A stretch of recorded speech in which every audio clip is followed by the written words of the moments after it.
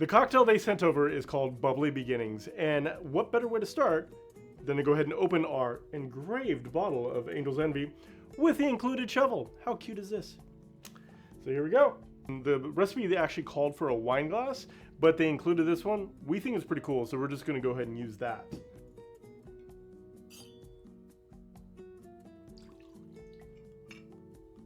I've never jiggered champagne before. This is a very weird experience. I don't want to jigger champagne. It's not natural.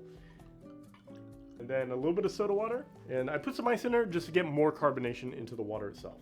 I'm gonna top it off with some fresh ice here